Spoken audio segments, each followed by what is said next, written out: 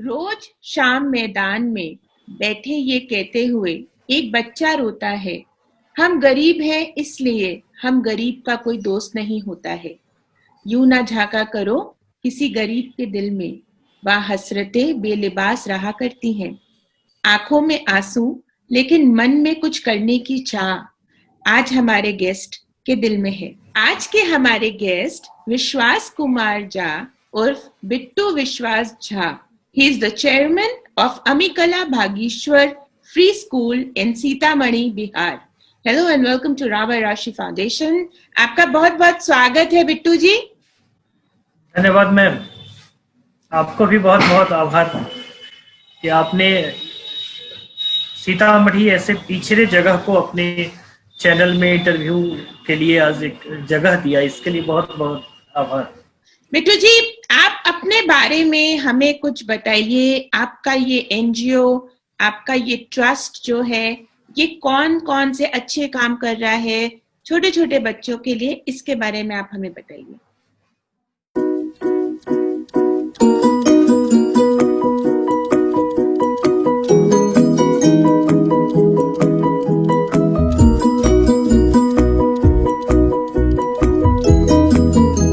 मेरे पिताजी तो स्वर्गीय हो गए। उन्होंने मुझे, जब मैं 12th पास आउट किया था, घर में बहुत सारी समस्या थी, तो उन्होंने मुझे बताया था कि अपने जीवन की शुरुआत आप कहीं तो करेंगे ही, तो क्यों नहीं गरीब के बच्चों को पढ़ा के किया जाए, इसमें बहुत जस है। उन्होंने वो बराबर उदाहरण देते थे कि हमारे गांव में जितने गरीब लोग थे, उन लोगों ने शिक्षा को ही अपना हथियार बनाया गरीबी से लड़ने का। उन लोगों ने अपने बच्चों को पढ़ाया। आज हमारे गांव के बहुत सारे लोग हवाई जहाज की यात्रा करते हैं। ये उनका ये वर्ड मुझे बहुत प्रभावित किया। मेरे पिताजी का ये बहुत खूबसूरत, ये प्रेरणादायक ये शब्द था कि गरीब के बच्चों को पढ़ाओ और वहां से अपने जीवन की शुरुआत करो। तो मैंने गरीबों के बच्चों को पढ़ाने के लिए 99 में ही स्कूल खोला। उस टाइम बहुत छोटे लेवल पर मैं कर रहा था, तब से मुझे बहुत अनुभव हुआ, क्योंकि मैं काफी लंबे समय से पढ़ा रहा हूँ। और ये अभी जो कोरोना काल आया ना, तो मैंने देखा कि पत्र पत्रिकाओं में प्राइवेट स्कूल के प्रति लोगों का एक नफरत भरा माहौल बन गया। लोगों के मन में है कि ये सभी लोग लूटते हैं। मैं चाहता हूँ उस माहौल को समाप्त करूं। प्राइवेट स्कूल के कल्चर में मैं चाहता हूं कि बिना किसी तरह का फी लिए जन सहयोग के माध्यम से एक सुंदर सा स्कूल चलाऊं, जिसकी शुरुआत हो चुकी है। उसी क्रम में मैंने लोगों से जन सहयोग के लिए अपील किया। एक ऐसा स्कूल हम लोग चला रहे हैं जिसमें बच्चे को संतुलित आहार मिलता है, बच्चे को उसके घर जैसा माहौल मिलता है। उसको लगता है कि वो प्राचीन काल में था ना, भगवान राम भी प्राइवेट स्कूल में ही पढ़े थे। भगवान राम जिस स्कूल में पढ़ते थे उसे गुरुकुल कहा जाता था। भगवान कृष्ण भी प्राइवेट स्कूल में पढ़े थे, उसे संदीपन मुनि का आश्रम कहा जाता था। उस समय प्राइवेट स्कूल का एक बहुत बड़ा कल्चर हुआ करता। मैं चाहता हूं कि ये खोई हुई प्रतिष्ठा प्राइवेट स्कूल में फिर से लौट जाए। हम लोग क्लास 1 में एडमिशन लेते हैं बच्चों का। हम लोग उन्हीं परिवार के बच्चों को पढ़ाते हैं जो गरीब एवं अलाभकारी समूह के बच्चे हैं, जो अभी तक जो फैमिली विकास की मुख्य धारा से अभी तक नहीं जुड़ पाया है। ऐसे परिवारों का हम लोग चयन करते हैं, स्लम में जाते हैं, बस्तियों में जाते हैं, गरीब के मोहल्लों में जाते हैं, वहां उनसे मिलते हैं और उन्हें विश्वास दिलाते हैं कि आप अपना बच्चा दीजिए और हम आपके बच्चे को वह तालीम देंगे, वह जिंदगी देंगे, जिससे ये आपके सपनों का एक राजकुमार होगा और सपनों का महल खड़ा करेगा। आपकी गरीबी दूर हो जाएगी और आपकी जिंदगी अच्छी हो जाएगी। इसका लोग बड़ी स्वागत करते हैं। बहुत अच्छा आपकी ये धारणाएं हैं और बहुत अच्छी आपकी ये सोच है बिट्टू जी। तो ये अमिकला नाम कैसे आया और इस स्कूल का ध्यान मतलब कैसे और कौन रखता है? कौन से टीचर्स होते हैं जो इन बच्चों को आते हैं? आप कैसे उनकी फीस देते हैं? इसके बारे में आप हमें बताइए। पुरुष के जीवन में उसकी माँ की बड़ी भूमिका होती है। ऋग्वेद में एक श्लोक आया है मैम आमंत्र अक्षरम नास्ति नास्ति मंत्र मनोजधम अयोग्य पुरको नास्ति योजकः तद दुर्लभम। बहुत लंबी चौड़ी व्याख्या है ये ऋग्वेद में, चाइल्ड साइकोलॉजी पर वेद व्यास जी ने लिखा है।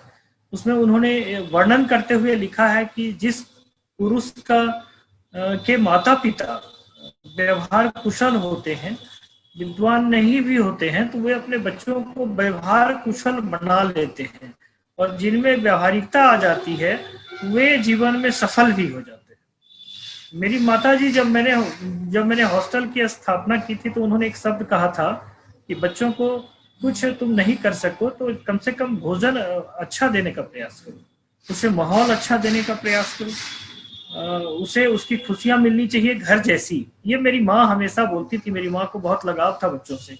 बेटा से तो हर महिला को लगाव होता है, लेकिन दूसरे के बच्चों से लगाव होना ये बड़ी बात है। तो मेरी माताजी स्वर्गीय हो गई और उन्होंने ही मुझे इस पेशा में, और मेरी पिताजी ने मुझे लाया था। तो मेरी माँ का नाम है अमी कला, ये चंद्रमा का पर्याय है। तो मैंने माताजी का नाम लिया और पिताजी का नाम, ये दोनों नाम से मैंने स्कूल की स्थापना की है, अमी कला बागेश्वर फ्री स्कूल। अब स्वाभाविक है कि माँ पापा का नाम जुड़ा हुआ है, तो मैं जीवन में नहीं चाहूंगा कि उनका नाम कभी जमीदोज हो। जैसे सूरज अमर है, चंद्रमा अमर है, वैसे मेरे मम्मी पापा का भी नाम अमर हो। इसी आशा और विश्वास के साथ मैं इस फील्ड में आया हूँ। किसी तरह का शुल्क हम लोग नहीं लेते हैं इसमें। ये टोटली जन सरोकार से स्कूल चल रहा है, लोग सहयोग करते हैं। और मेरा एक दूसरा लाइफ भी है, पब्लिक स्कूल में मैं पढ़ाता हूँ, वहां से मुझे जो सैलरी मिलती है उस सैलरी को मैं यहाँ खर्चा कर देता हूँ, मुझे खुशी मिलती है। ये तो बहुत ही अच्छा है। जब हम बहुत से लोगों से बातें करते हैं तो हमें पता चलता है कि कितना सुंदर और कितना अच्छा गहरा काम लोग कर रहे हैं, which is wonderful. Bittu ji, I think this is great. इस ट्रस्ट के आप चेयरमैन हैं, आप इसका ध्यान रखते हैं। आपका खुद का एक्सपीरियंस, आपने अभी बोला आप एक टीचर हैं, आप एक स्कूल में पढ़ाते हैं, तो क्या मतलब कौन कौन सी फैसिलिटीज, कौन कौन से एक्सपीरियंसेस आप बच्चों को स्कूल में देना चाहते हैं, इसके बारे में बताइए। जिन बच्चों को मैं फ्री स्कूल में पढ़ाता हूँ उनका बैकग्राउंड है कि उन लोगों ने आधुनिकता कल्चर को केवल टेलीविजन में देखा है। उनके घर में टेलीविजन भी नहीं होता है। वे लोग अपने आस पड़ोस के घरों में जाके छुप के, डांट सुन करके, एक ऐसे माहौल में वो लोग पलते हैं जहां बिल्कुल कुछ भी अपना नहीं होता है। तो ऐसे बच्चों को हमारा प्रयास होता है कि पहले तो उनको एक कल्चर दिया जाए जिसमें उनको लगे कि पढ़ना बहुत जरूरी है, पढ़ के ही हम कुछ कर सकते हैं। उसमें बहुत सारे बच्चे ऐसे भी आते हैं जो औसत दर्जे की प्रतिभा में उनमें कमी होती है। उनको यदि जबरदस्ती करके पढ़ाया जाए तो संभव नहीं है। तो ऐसे बच्चों को हम लोगों का प्रयास होता है कि पहले बच्चों को जैसी क्लास में बच्चे इन करते हैं तो उनको पहली घंटी हम लोग खेल का देने का प्रयास करते हैं। खेलने के क्रम में बच्चों को मनोरंजन मिलता है और उनको लगता है कि ये दुनिया घर से ज्यादा अच्छी है। तो पहले वो खुश हो जाते हैं और जब वो हमारी बात को 100% अनुसरण करने लगते हैं उसके बाद हम लोग उनकी क्लासेस शुरू करते हैं। ये देखना पड़ता है कि बच्चे पढ़ने में तो बाद में अच्छे होंगे, पहले उनका चारित्रिक विकास हो सके। और चारित्रिक विकास के क्रम में हम लोग पहली प्राथमिकता उसकी लिखावट को देते हैं। महात्मा गांधी जी कहते थे कि जिस पुरुष की लिखावट अच्छी नहीं है, जिस छात्र की, उसने अधूरी शिक्षा पाई है। और आजकल पर्सनालिटी डेवलपमेंट का ये फर्स्ट सिचुएशन होता है कि उसकी लिखावट अच्छी होनी चाहिए। फिर हम लोग उसको चारित्रिक विकास पर बल देते हैं। आजकल जो हमारे नौजवान हैं उनमें उनके चारित्रिक विकास का कोई क्लास उसे मिल नहीं पाता है। बहुत सारी रूढ़िवादिता, बहुत सारी कमियां हैं हमारे समाज में, ये हमारे बच्चों में नहीं है। इसका हम लोग पूरा ख्याल रखते हैं और उसके बाद हमारी कोशिश रहती है कि जो भारत सरकार का जो करिकुलम है उस करिकुलम में वह बच्चा इतना दक्ष हो जाए कि आने वाले जीवन में, आने वाली प्रतियोगिताओं में, प्रतिस्पर्धा में वह पीछे न रहे। तो ये सब हम लोग उसका निश्चित रूप से ख्याल रखते हैं। बच्चा प्रतिस्पर्धी बने, वह बड़ा होकर के भारत का सच्चा नागरिक बन सके, इसका हम लोग प्रयास करते हैं। बहुत अच्छी बात आपने बताई कि पहले उन बच्चों को आप खेल में डालते हैं, ताकि उनको लगे कि ये घर से ज्यादा अच्छी जगह है. आई think this is totally playing with the child psychology, and this is wonderful जो आपने बोला है. इसका मतलब है कि आप बहुत ही सक्षम है अच्छा स्कूल चलाने में, विश्वास जी. तो जब आप इन बच्चों को पढ़ाते हैं, इन बच्चों को अपने स्कूल में एडमिशन्स करते हैं, आई थिंक अभी एडमिशन्स चल रहे हैं, जी. तो लॉकडाउन जैसे हुआ, लॉकडाउन में तो ये स्कूल बिल्कुल बंद होगा, तो आपने कैसे बच्चों तक कैसे पहुंचे आप? काम करने वाले को मन नहीं लगता है घर में, बच्चों से बहुत लगाव है हम लोगों को, तो हम लोगों ने कोरोना काल में इतना प्रयास किया कि बाहरी वातावरण से दूर रहे, लेकिन बच्चों से दूरी अपने आप को नहीं कर पाए. हम लोग उनके घर जाते आते रहे, उनके पेरेंट्स बहुत चाहते हैं उन्हें, हम लोगों का जो प्रेम हो गया है आपस में घर जैसा हो गया है, तो हम लोग हाउस टू हाउस जाते रहे और कभी कभी बच्चों के साथ किसी फील्ड में खेलते कूदते रहे, ताकि बच्चों का जो माहौल हम लोगों ने बना के रखा है उस माहौल से बच्चा दूर ना हो सके. क्योंकि माहौल जब गैपिंग आती है तो एक विकार उत्पन्न हो जाता है. बच्चे तो ब्लैक बोर्ड की तरह होते हैं, आप जैसा चाहें वैसा लिख सकते हैं, जैसे ब्लैक बोर्ड होता है उस पर आप जैसा चाहे जो चाहे आप लिख सकते हैं. बच्चों से हम लोगों ने कोशिश किया कि उनके घर के अगल बगल जो भी खेल का मैदान है उसमें हम उनसे मिले, एक्सरसाइज वगैरह का जो हमारा क्लास होता है स्कूल में वो वहीं करें. प्लेइंग एक्टिविटीज जितनी होती है हम लोग रोज बच्चों के बीच में जाते रहे और बच्चों के साथ खेलते रहे. बच्चों को बहुत अच्छा लगा कि ये सर हमारे सर ही नहीं है, हमारे दोस्त की तरह हैं. ये माहौल हम लोग बना के रखे, अभी तक बच्चे हमारे संपर्क में हैं और हम जाते आते रहे. कभी बच्चों के लिए बिस्किट लेकर के गए, कभी टॉफी लेकर के गए. जो बच्चों का कल्चर है, आप कल्पना कीजिए कि जब हम लोग छोटे थे कोई गेस्ट आते थे हम लोगों के लिए 2 टॉफी लेकर के, तो मन छोटा हो जाता था, मन कहता था कि 4 होता, 5 होता, 10 होता, तो बहुत अच्छा लगता. तो ये माहौल हम लोगों ने बच्चों को देने का प्रयास किया कि जब गए तो एक मुट्ठी टॉफी ले जाकर के उनके हाथ में डाल दिए. तो बच्चे भी बोलते हैं कि सर मजा आ जाता है जब आप हमको कुछ देते हैं, जब एक मुट्ठी टॉफी देते हैं वो काउंटेड नहीं होता है. ये बच्चों का ये गिफ्ट हम लोगों को मिलता है, उसकी एक मुस्कुराहट उसको करोड़ों भी में भी आंका जाए तो कम है. This is so sweet and so टची विश्वास जी. जैसे आपने हमें बताया है कि आप फ्री मील्स भी बच्चों को प्रोवाइड करते हैं स्कूल में, तो उसकी फंडिंग और उसकी पूरी तैयारी कैसे करवाते हैं? आपके पास क्या कोई बड़ा किचन है या कैसे ट्रेन्ड स्टाफ है, कैसे आप केयर टेक करते हैं? अभी तो मैम एक बहुत बड़ी समस्या हम लोग अभी ये फेस कर रहे हैं कि जो फ्री स्कूल हम लोग चला रहे हैं उसका किचन हमारे पास, जो हमने बताया था कि हम एक स्कूल की नौकरी भी करते हैं और वो स्कूल हमारे ट्रस्ट के द्वारा ही चलता है, चिल्ड्रेंस हैप्पी होम नाम से वो स्कूल चलता है.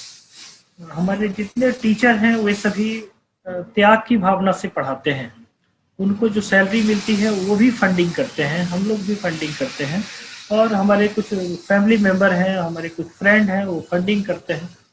और हमारा जो पहले से किचन है हम लोग उसी किचन में बच्चों के लिए संतुलित आहार की व्यवस्था करते हैं. उसका एक अलग अलग मेनू है. बहुत सारे बच्चे हैं जिनको मीठा अच्छा लगता है, बहुत सारे बच्चे हैं जिनको नमकीन अच्छा लगता है. ये भी ख्याल करना पड़ता है कि बच्चों के यदि टेस्ट के अनुसार, सपोज कि आपने एक मेनू बना रखा है, किसी दिन मीठा भोजन बनना है और 3-4 बच्चे ऐसे हैं जिनको मीठा अच्छा नहीं लगता तो वे भूखे चले जाएंगे, तो इसका भी ख्याल करना पड़ता है. ऑलरेडी हमारे पास पहले से एक पब्लिक स्कूल चल रहा था, हम लोग उसी के किचन में बच्चे के लिए उसको तैयार कराते हैं और फिर जो दूसरे जगह जो हमारा जो स्कूल है उसको, हमारे पास अपना स्कूल का वाहन है, उससे हम वहाँ ले जाते हैं और फिर उसको जो बना होता है हम लोग उसको खिलाते पिलाते हैं. ये स्कूल चलाते चलाते आपकी लाइफ कैसे बदली है इसके बारे में बताइए, क्योंकि मैं ये प्रश्न आपसे इसलिए पूछ रही हूँ कि हर कोई इस चीज से कनेक्ट नहीं कर पाता है. किसी दूसरे के लिए जीना, आई थिंक ये एक बहुत ही पर्सनल डिसीजन होता है. आप जरूर सबको बताएं कि जब हम दूसरों के लिए जीते हैं तो हमारी लाइफ कैसे बदल जाती है. जब मैं 17 ईयर का था मैम, तो मैंने पढ़ाना शुरू कर दिया था. घर में बहुत सारी समस्या थी, तो पिताजी ने कहा कि बच्चों को ही पढ़ा करके अपने जीवन की शुरुआत करो। प्राइवेट स्कूल में मैं दूसरे स्कूल में पढ़ाने जाता था, वहाँ छोटी सैलरी हुआ करती थी जिससे घर का काम नहीं चल पाता था, तो मुझे हाउस ट्यूटर के रूप में मुझे जाना पड़ता था लोगों के घर पढ़ाने। उससे कुछ पैसे आ जाते थे, लेकिन टाइमिंग मेरा बहुत इंगेजमेंट होता था। मैंने बचपन में बहुत ज्यादा खुशियां नहीं देखी हैं, होता है ना बच्चों को बहुत खेलने का मौका मिलता है, ये सब नहीं मिला। बस बचपन से काम करने का जो मौका मिला ना, वो काम करने की आदत सी हो गई। तो मैंने विवाह भी बहुत लेट से किया। 2010 में मेरी शादी हुई, 77 में मेरा डेट ऑफ बर्थ है। काम करने के क्रम में बहुत ज्यादा बिजी हो गया, तो पता नहीं चला। और वाइफ भी बहुत सहयोग करती हैं, वो भी पढ़ाती हैं बच्चों को। ये इस कारण से घर का जो माहौल है, ये दिन रात बच्चों को पढ़ाने में जो ऊर्जा मिलती है, जो खुशियां मिलती है, जब कोई पेरेंट्स आते हैं और बोलते हैं कि सर ने मेरे बच्चे की जिंदगी बदल दी, तो ये इस खुशी को करोड़ों अरबों में नहीं खरीदा जा सकता है। मैम, आप कभी टीचर बन करके देखिए तो पता चलेगा। वैसे छात्र जब बोलते हैं कि सर आप बहुत ऑनेस्टली पढ़ाते थे, कहीं दूर दराज गांव में कभी मिल जाते हैं, कहीं किसी बड़े जंक्शन पर मिल जाते हैं और बोलते हैं कि सर आज मैं जो कुछ भी हूँ इसमें आपका योगदान है, और वो जो गर्व उस समय जो महसूस होता है, मैं आपने सही कहा कि हर कोई नहीं कर सकते हैं। किसी की इच्छा होती है अच्छा खाने का, किसी की इच्छा होती है अच्छा पढ़ने का, किसी की इच्छा होती है अच्छा दिखने का, और किसी की इच्छा होती है दुनिया में नाम रोशन करने का।